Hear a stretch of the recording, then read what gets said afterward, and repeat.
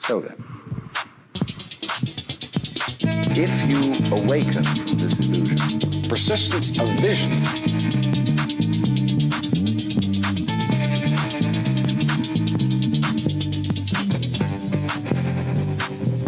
ladies and gentlemen, welcome to the Persistence of Vision podcast, speaking to all the children of the earth on land, sea, or in the air, and even in outer space.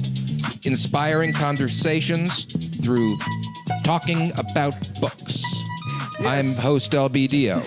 And I'm Lance Fever Myers. Hello, folks. This is Persistence of Vision. If you didn't know, we have a website. It is POV-Publishing.com. Again, POV-Publishing.com. There you can read poetry, you can read essays, you can read comics by world-class sequential artists, as I like to call them. And you can see a link there to go order my book, which is called Why So Much. So go there. Again, the address is POV-Publishing.com. Check it out. You can also listen to all our podcasts there. The links are stacking up. LB, who do we have today? Well, you know, Lance Fever, years ago, I wrote a book with my partner in crime, Lefty Lebowitz, called Invisible Frontier. And we assembled a crack team of scientists and non-scientists, of which I was the latter. And of the former, we had George Brazen Raisin Musser.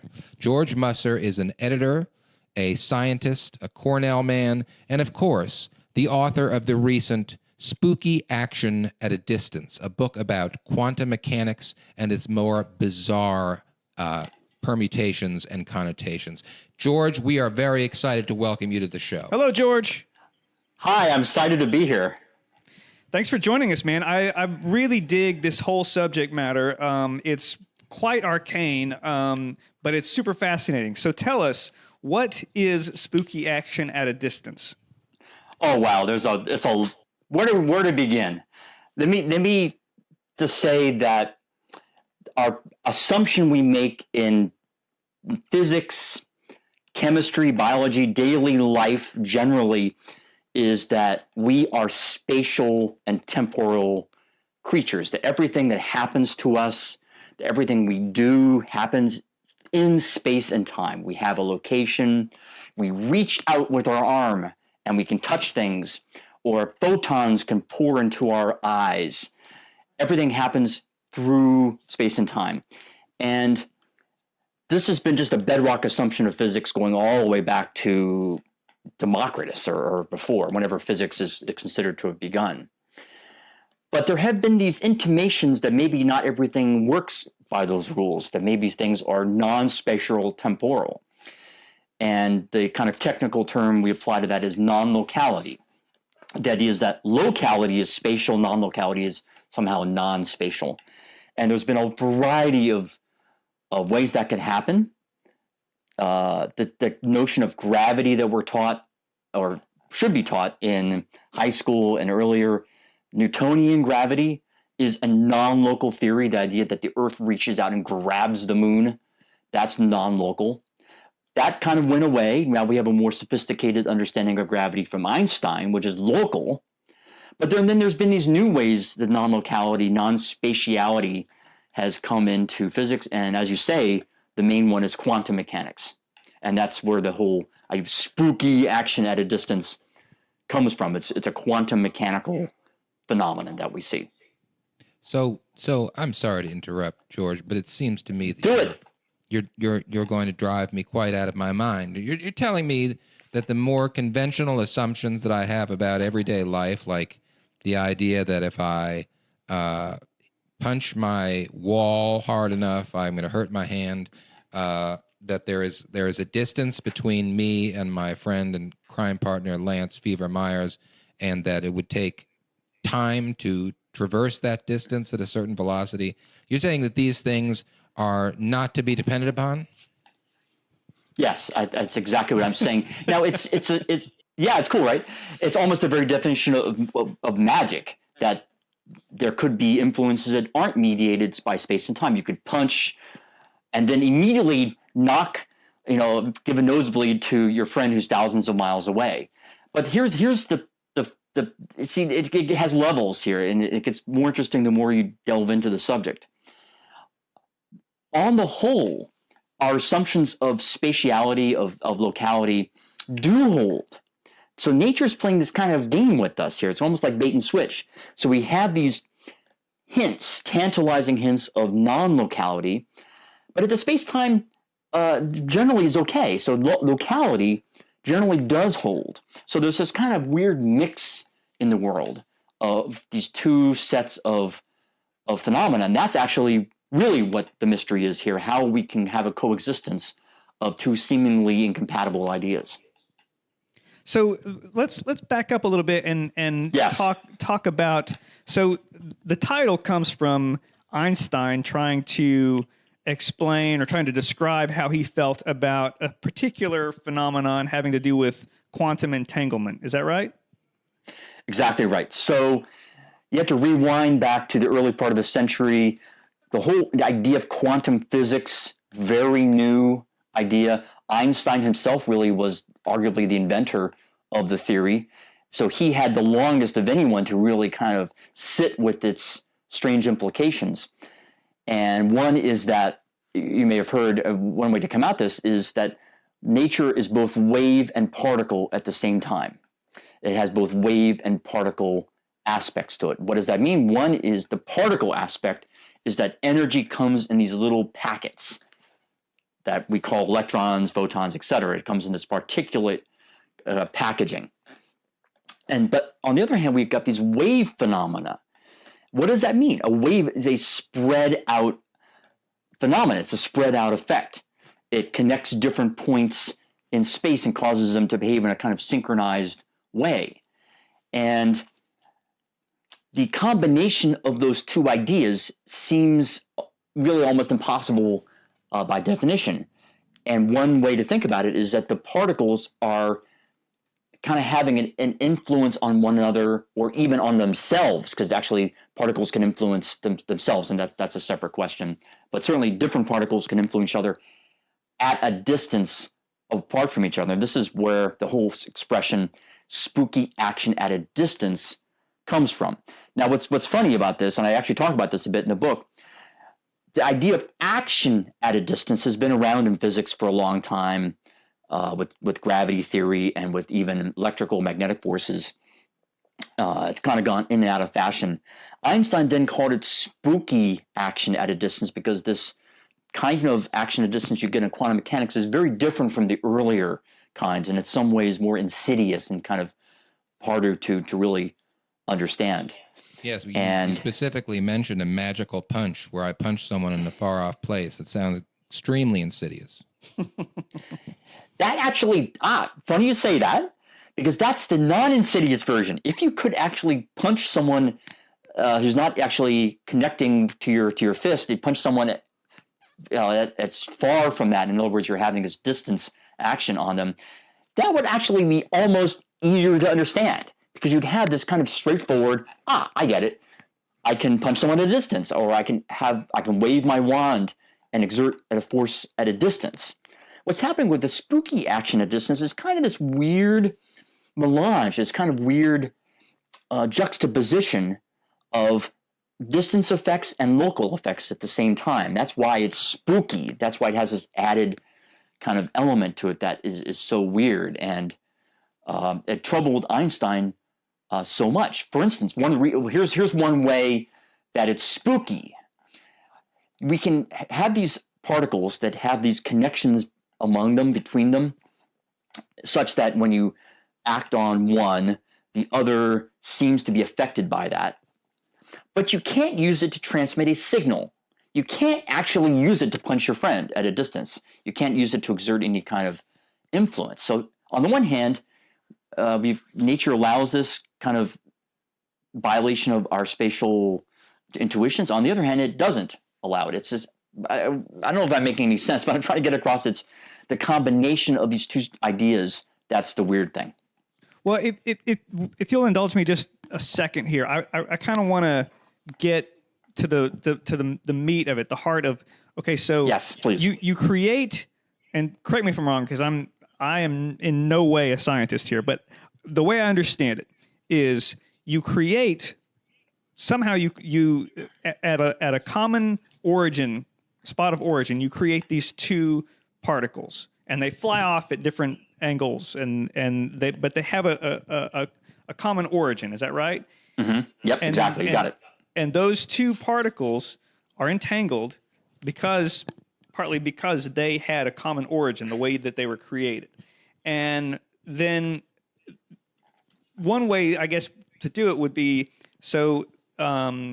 polarization is the direction of the wave, or the orientation of the wave, right? So if I were to and these are two discrete particles that have their own identities, and one goes to the moon and one stays in my lab, and before I measure their polarity, it could be anything. But when I run one of them through a polarization, the one on the moon, the next time I check it, when I measure that its polarization, it's going to match. Is that right? Exactly. Yeah, you got it. You got it completely right. So here's the case. You sure sound like a scientist, Lance, and you even have a lab. But why would that not say for example, I've got a team on the moon, and I say if the polarization is at a 90-degree angle, then that means everything's okay. And so I polarize mine in the lab at 90 degrees. Why would that not be an instantaneous signal to them? Yeah. So this is where you're getting into an excellent question. You're getting to both what makes it mysterious, actually. So let's just back up and do the experiment again, and let's actually talk about polarization. So I can prepare a particle, say a photon in this case, in a superposition of both horizontal and vertical polarization. So it's like a Schrodinger cat kind of situation. Instead of having an alive and dead cat, I've got a particle in two mutually incompatible polarization states. It actually works. The whole cat thing, actually, if you want to think in terms of cat, can. The photon is acting like that alive and a dead cat. So you've got this particle in this superposition state, and you measure the particle, it will return a random result. This is the well-known uncertainty of quantum mechanics. All good. Nothing mysterious. Well, except if you think randomness is mysterious, but nothing terribly mysterious about that. Okay, suppose you have another particle. You also prepare it in this superposition. It too, when you measure it, its polarization returns a random result. It will either be horizontally or vertically polarized, 50-50, let's say, at the time. Again, no biggie there.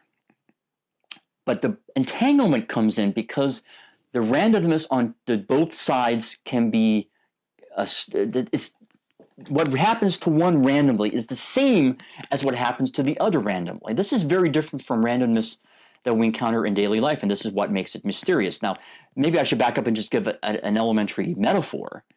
The way I like to think of it is in terms of you're flipping coins. Each of those particles can be polarized in one way or the other, 50-50, is sort of like a coin.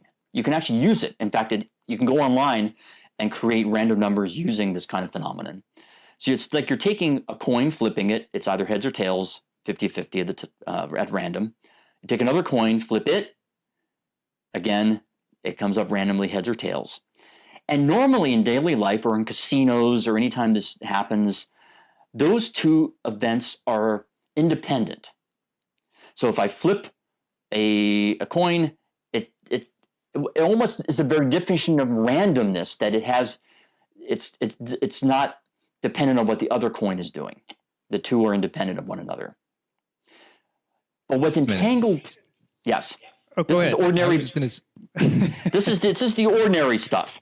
Now, What happened with entanglement is that you would flip the coins, and they would always come the same result. So if I flip one coin, it's heads. The other is heads. If I flip one tails, it's tails. It's always the same. But the reason you can't send a signal is because you don't control whether it's head or tails. Yes, you got it. So what happens is your laboratory on the moon, they tried to flip their coin. They just get a random series of results, heads, tails, whatever. Or in terms of polarization states, horizontal, vertical, horizontal, vertical, whatever. On Earth, you also get a random series, horizontal, vertical, whatever. It's only when you compare them that you would then retroactively say, what? How did this happen? How did these random results have this pattern built into them? A pattern that was only evident when I compared them. These concepts of whether the universe is one thing or many things, whether whether the universe is continuous or discrete, these are questions, as you say in the book, that go back to ancient Greek philosophers and ancient Chinese philosophers. But you make an interesting point about this subject in particular, this non-locality and its mysteries, where you are talking about the important contributions that are being made, or at least attempted, by philosophers as well as scientists in the modern era. Yeah, I mean, this is a subject that really benefits from the insight that philosophers can provide. So, I mean, I think that's really whenever you go to the frontiers of science, physics, cosmology, biology, ethics, kind of the ethics of biotechnology, for example, that's really where the philosophers can really help and are needed. And you see this not just in physics, you see this, as I said, in cosmology, brain science, and these other areas. So specifically in quantum physics, the worries that Einstein had raised and that Niels Bohr and the others of his time really did try to grapple with, although those two men disagreed. They basically they were common spirits in this search. A lot of those concerns got subsumed. They got kind of bracketed or shelved going into the 40s, 50s, even in the 60s and beyond. And it was really kind of a union of philosophers and of really philosophically minded physicists who resuscitated the whole subject. And really beginning in the 80s and 90s is really when this re-entered the mainstream of physics, again, due to kind of this pairing of philosophical thought and physical thought. Engineering as well. So it's kind of been a very multidisciplinary enterprise and continues to be. So I just got back 2 weeks ago, from a conference, a Foundational Questions Institute conference that, again, is a conference that mixes philosophers, cosmologists, physicists, neuroscientists, people of different areas, all finding common cause on these frontier questions. There is a reputation, I believe, that physicists have, though, for finding themselves surrounded by philosophers, religious people, even people who believe in the occult, and finding these people are all very interested in participating in what they're doing, and that the physicists are at pains to point out that they are really not particularly interested in collaborating with non-physicists. Is that fair, or is that it depends? It depends, obviously, on the person and on the types of problems that people are tackling, and not everybody can contribute to this field. So they do kind of have to cherry pick a little bit, right? But I'm talking specifically of the kinds of philosophers of physics. I mentioned some of them in the book, or even Janan Ismail is one that I just cited now, who really are really experts in the physics. They've worked with it their entire careers. So they come to the physicists prepared to contribute. They're not just kind of spouting something that they read. They actually really had thought this deeply through. And they come with a precision of thought that actually helps on this very question. Because here's the thing. Quantum mechanics is extremely well tested. There's been no deviations of the theory. All the experiments that have been done prove its results. The question that quantum mechanics raises isn't an empirical one so much as an interpretive one. So it is one that actually demands careful thought and rethought of kind of what we already know. We just have to think about it in a new way. Hence, the philosophers are good at that. Now, in other areas of science where the question is more empirical, it's like, is it 5 or is it 6? We need to go and measure in the lab whether the value of that parameter is 5 or 6. You're not going to get much help from philosophical analysis. That's just something we have to go and find out. But this is a slightly different subject. This is a question that's interpreted by its very nature. I was going to chime in and say as annoying as it can be when someone wants to grab onto some sort of weird behavior that we see in quantum physics and just run with it and start to come up with all kinds of religious or philosophical implications that it brings to the table. I think it's kind of inevitable. I mean, your book talks about, having to reinterpret how we, picture, time and space and reality, really. I mean, because that's what it boils down to. So, of course, it's sort of inviting that sort of, interpretation, that sort of, I mean. But at the same time, you're saying that there, in addition to the quantum flapdoodle that might be emerging, there are actually serious contributions to be made by philosophers of science. Yeah, I mean, a couple minutes ago, I used the word holistic. And there is a word with a lot of baggage. So I was using it in a very specific sense, that kind of the whole is more than the sum of its parts. And I can back that up with Gestalt. kind of technical ideas but some people might hear the word and then bring in their own interpretation of what they mean by holistic and think of holistic medicine or whatever. And, maybe those ideas have some validity or maybe they don't, but the quantum holism has nothing to do with it. It's a separate topic. It's something that it's a kind of an interesting and probably extremely deep and will have philosophical and religious implications when it's worked through. But we need to take things in a step-by-step way and not kind of bring in some kind of presupposition about how the world should be and then see that in science and say, aha, it's confirmed my prejudice about how the world should be. So I'm working a fine line here, as are the physicists who get in this field, that it is a phenomenon that it does seem paranormal, but it isn't paranormal. This is something we can test in the lab. This is very different from other paranormal claims because this is one we can actually get at, and it's extremely limited and kind of specific and narrow, and therefore is not related to these other paranormal claims. So you don't want to be scared off an important research topic because some people might misinterpret it. True. But you talk about magic in the book. You talk about an interesting aspect that you've touched on already, the historical presence of magic as a subject of study by scientists or proto-scientists and even as a subject of study by some of the most important and brilliant scientists who ever lived, including Isaac Newton. Yes, I think this is absolutely a fascinating part of the story, and it's interesting. Just take a step back. So when I was working on the proposal for this book, I really wanted to focus on my initial kind of proposal and development of the project was to focus on the current research that people are doing in the labs and at the blackboard. And my agent said, I think you really need a history chapter here. So the history idea of talking about the history actually, it was something I kind of had to grow into. And it's like, well, I wasn't sure about that.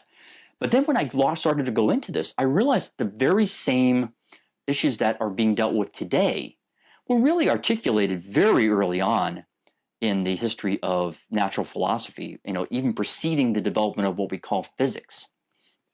And in those times, in the intervening millennia, there was a kind of effervescence of ideas.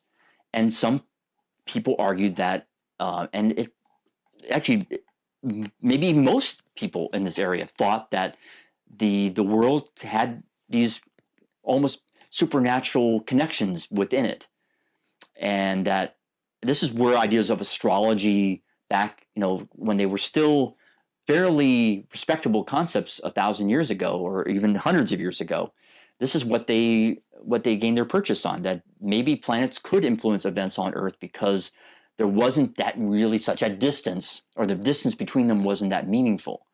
So I think, ideas go through development, and things that we take for granted today weren't accepted a century ago, and conversely, things that a century ago people believed in, we no longer believed in. This is just the progress of intellectual thought.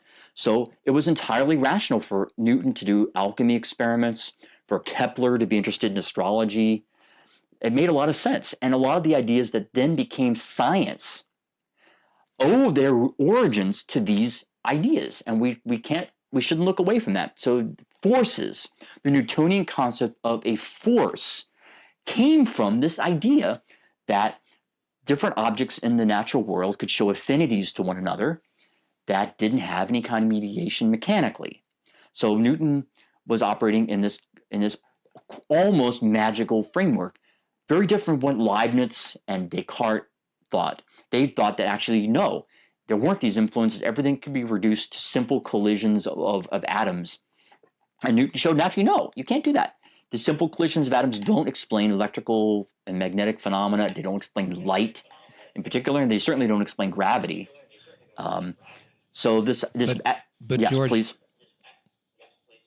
I'm sorry. But do you find, as I do, that the whole concept of a force, while that actually makes sense that it comes out of this occult background, because it's a very frustrating aspect of physics, that it seems to be almost like just a placeholder almost. I mean, I could be mistaken here, but I think the Insane Clown Posse was right that we don't, for example, understand why magnets attract or repel each other. Is that right? Yes and no. So, I mean, again, things go through stages. Today, with our modern understanding of interactions, including the electromagnetic interaction, we don't really speak about forces in the way we used to. Force is kind of an approximate notion that works very well for kind of government work. It works for understanding the solar system and magnets and so forth. But if you were to ask what's really going on, we would actually talk in terms of fields, and that the things we ascribe conventionally to forces are actually the behavior of fields, which have no element of action at a distance to them. They're purely local. What happens to a magnet or a compass needle is the magnetic field at the location of the compass needle. There's no force transversing from one point to the other. There might be a wave going through the field that would then transmit. If I wave a magnet, the compass needle begins to kind of vibrate. That's because the field has been permuted or perturbed by the waving of the magnet. It kind of there's a wave that is set out that goes across the field and causes the compass needle to move. So we tend not to use, at least in the advanced physics, we tend not to use force concepts. And this is also true with gravity. We don't think of gravity as a force in the conventional sense anymore. It's due to the curvature of space-time. So the idea of force kind of came into physics, then it still kind of went back out of physics. We talk about forces, of course, on a routine basis, but we don't really think they're there. That's interesting that physics kind of anticipated my objection and made a little correction to its procedures so that it wouldn't offend me.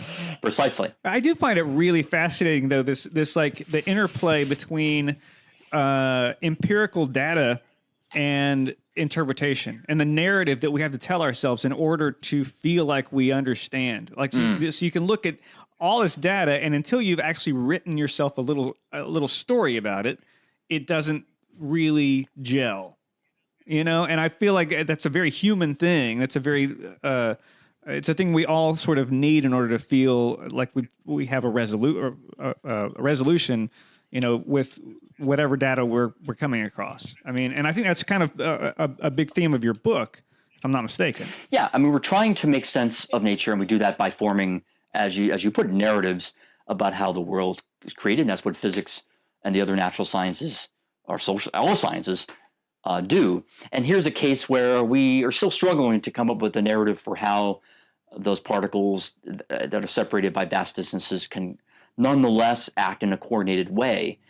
And there's other instances I go into of similar puzzles in physics for which we currently lack a narrative. And I think the narrative, at least my reading of the physics as done today, our best guess, in other words, that the narrative is going to involve some modification to our space notions of space and time. I think that's kind of the only way we can really get out of this this conundrum that we're in. You make it sound so easy. Yes, it's so simple. It's a big undertaking. Yeah, there's nothing easy about it, obviously. So, George, I do have to ask one question before we go to our lightning round. Fucking magnets. How do they work? When, I don't know if you want a tweet explanation or a deeper explanation. I think LB's got some sort of fixation with the insane clown posse. Listen, I'm going to be honest here. A juggalo theme running through our podcast. Here's what drives me crazy. Yes, talk to me. Everyone makes fun of. Listen, I'm not an insane clown posse fan, but everyone makes fun of them for saying magnets. How do they work? And my idea is, I don't think anybody knows how they work. Now, tell me if I'm wrong about that. Well, it's one of these funny things. What does it mean to really understand something? So, yes, we do have a description of how magnets work, as I said, based on modifications to the electromagnetic field. And magnets, unlike electrical forces, have this extra element of they involve motions of charges. So we have to understand those in a relativistic way, using Einstein's special theory of relativity. So yes, we can give a perfect explanation for why magnets work. But then you might ask, were you to be LB, why that theory? Why do we have electromagnetic fields? Or why do we have photons? And why do we have the electromagnetic interaction? And then I would say, well, it seems to come out of this electroweak interaction. You would ask me, what does that come out of? And there's going to obviously come a limit to my ability to provide convincing answers to you. And the answer ultimately would be no, we don't at a deep level really know why magnets work or gravity works or whatever works. That's still awaiting a theory of everything. But that doesn't mean we can't get these staged That's ideas. all I needed to know. We can go stage by stage, dude. All I needed to know. So am I right in characterizing our body of knowledge as a castle built on a cloud? Einstein did actually use Luft, whatever castle was in German, did actually use that, castles built on clouds. But no, I think it's more just like any kind of construction. It's a step-by-step process. It's maybe the difference actually from ordinary buildings and castles and so forth is that we're kind of building down. So we know what we see. We just don't know what the foundation that they're built on is. But there's something there. I mean, nature works. I mean, everything in the natural world, operates. So it's really us humans' problem in a way. It's not nature's problem. Nature is just going to go on and do what it does. It's our inability to really create a convincing narrative for ourselves that's making us perplexed. Building down. Beautiful. I like that. There you go. Well, you know what a favorite phenomenon of nature is? It's lightning. And that means it's time for our lightning round. Aww. Here it comes. That's funny. Here it comes. Oh, Are you ready? I'll do my best. Okay, here we go.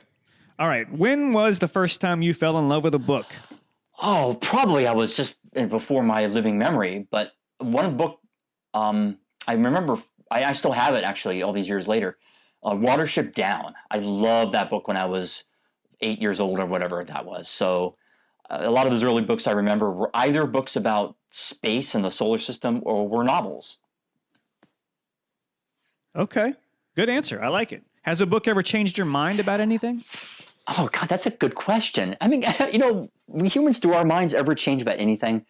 I will say I can't think of a book that's changed my mind like 180 pivot, but books have softened my certainty. They make me question my own self-confidence in what I thought I believed. So I may not have turned and pivoted, but I certainly softened my view, and maybe I'm a bit more tolerant of people who have opposing views. Okay. I like it. Has a book ever changed your life? God. Well, in a narrow way, books on some of the early books on non-locality changed my career and made me write a book on non-locality. So certainly early when I was a kid, books on space and got me interested in space. So I don't know if they've changed my life in any other. My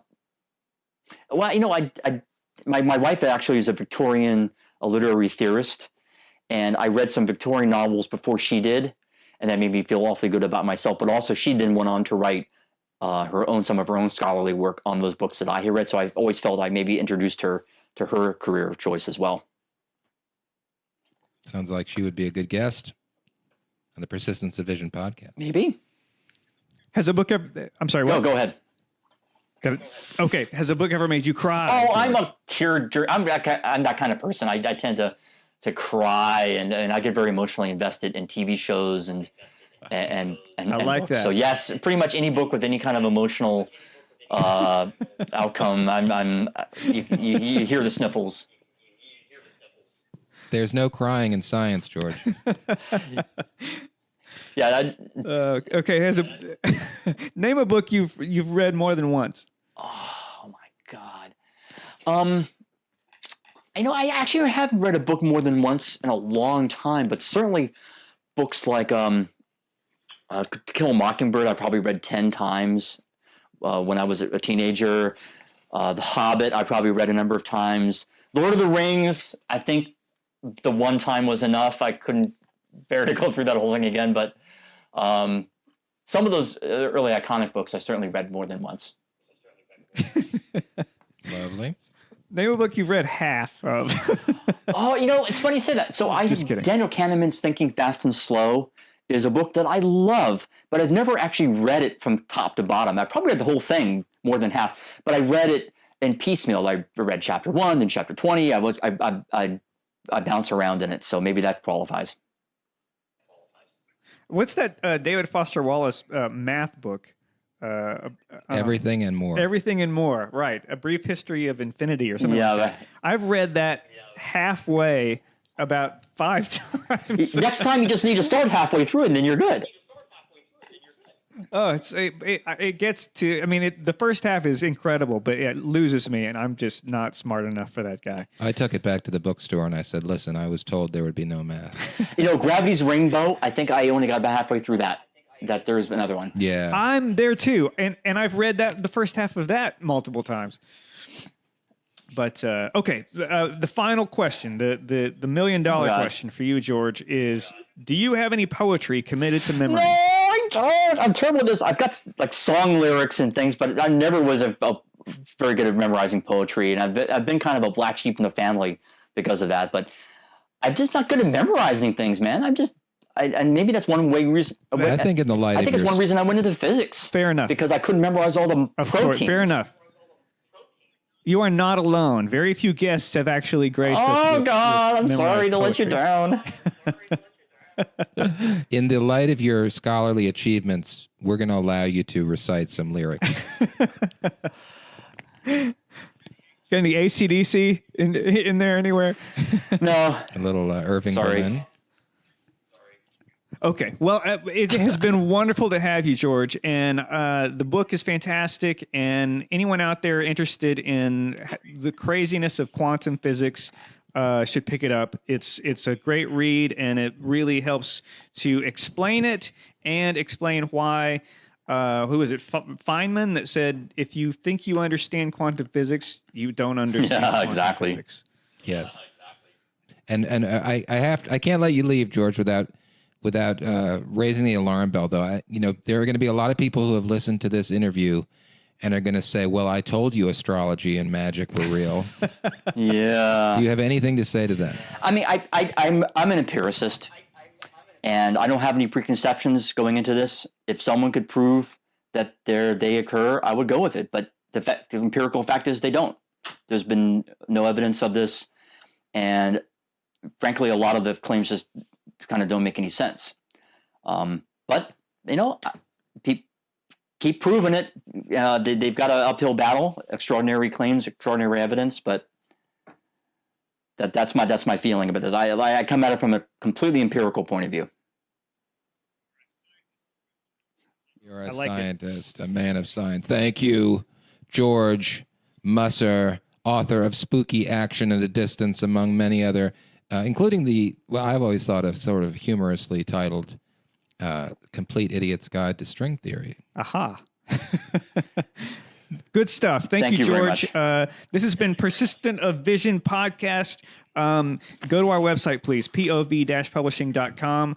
Buy my book, buy LB Dio's book that's coming out September 21st. It's called The Goddamn Fool.